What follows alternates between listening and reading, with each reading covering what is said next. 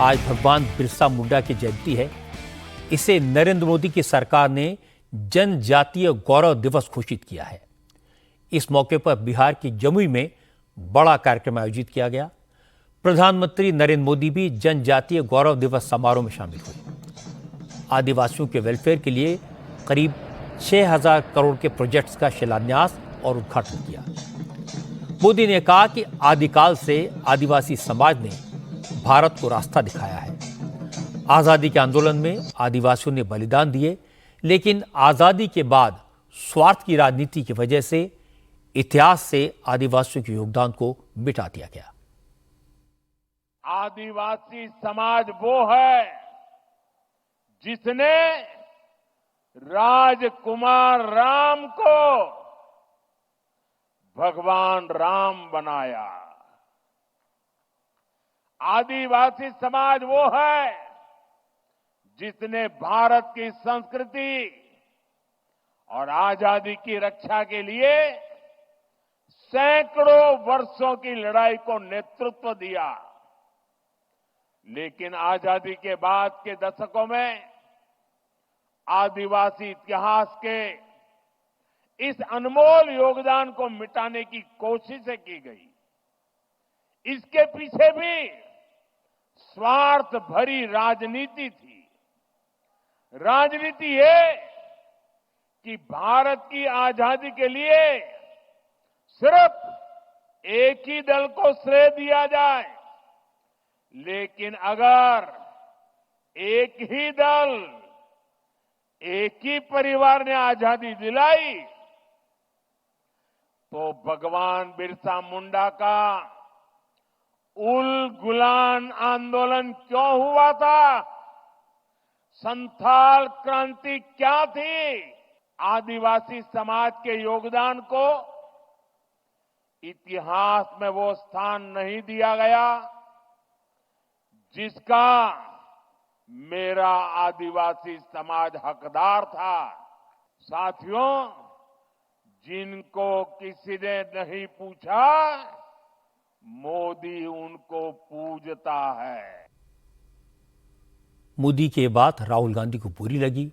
राहुल ने कहा, नरेंद्र मोदी सिर्फ नफरत फैलाना जानते हैं, मोदी समाज को बांटते हैं।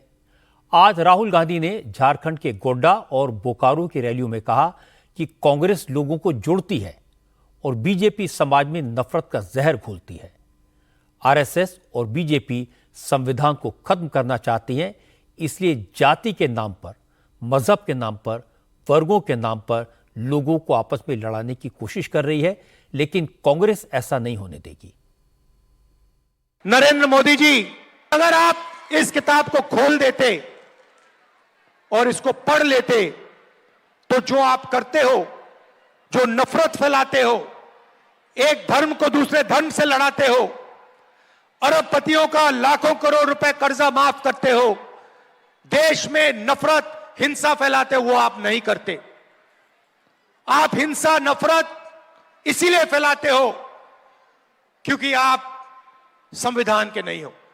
संविधान में कहीं नहीं लिखा कि धर्मों को लड़ाना चाहिए, जातों को लड़ाना चाहिए, प्रदेशों को, भाषाओं को लड़ाना चाहिए। और यह काम बीजेपी और आरएसएस के लोग 24 घंटा करते हैं, बंद कमरों में करते हैं। और नरेंद्र मोदी और आरएसएस के लोग इस किताब को मिटाना चाहते हैं। मैं आपसे यहां बोलने आया हूं कि दुनिया, मोदी जी छोड़ो, दुनिया की कोई ताकत इस किताब को नहीं मिटा सकती, क्योंकि यह हिंदुस्तान की आत्मा है। राहुल गांधी अपनी हर रैली में संविधान की कॉपी निकालकर इसी तरह दिखाते हैं, बार बार संविधान पर हमले की बात करते हैं। लेकिन झारखंड में मुद्दा है आदिवासियों की घटती आबादी और बांग्लादेशी घुसपैठी। इस पर राहुल गांधी कुछ नहीं बोलते। कल कांग्रेस के नेता बीके हरिप्रसाद ने कहा था, अगर बीजेपी के पास घुसपैठियों की जानकारी है तो उसे सार्वजनिक क्यों नहीं करती। इसके जवाब में आज शिवराज सिंह चौहान घुसपैठियों के सबूत लेकर आ गए। शिवराज चौहान ने झारखंड पुलिस के स्पेशल ब्रांच का एक लेटर दिखाया, जिसमें साफ साफ लिखा गया है कि संथाल परगना इलाके में घुसपैठियों के घुसने के इनपुट मिले हैं और इन लोगों को मदरसे में ठहराया गया है। शिवराज सिंह चौहान ने कई गांवों के नाम बताए, उन घरों का पता बताया जहां घुसपैठिए बसे हुए हैं।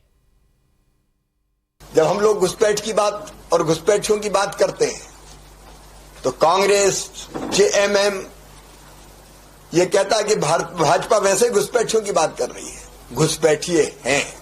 ये विशेष शाखा झारखंड रांची का एक परिपत्र है, एक पत्रक है, एक सर्कुलर है जो उन्होंने सभी उपायुक्तों को जारी किया है। विशेष शाखा झारखंड रांची, झारखंड में बांग्लादेशी घुसपैठियों के प्रवेश करने के संबंध में यह खुफिया विभाग कह रहा है, निर्देशानुसार उपर्युक्त विषय के संबंध में सूचित करना है कि झारखंड राज्य अंतर्गत संथाल परगना क्षेत्र में बांग्लादेशी घुसपैठियों के प्रवेश करने की सूचना है।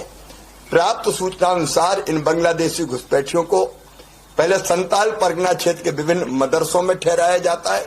इसके पश्चात इनके सरकारी दस्तावेज तैयार किए जाते हैं, उनका नाम मतदाता सूची में डाला जाता है, फिर साजिश के तहत उन्हें बसाया जाता है।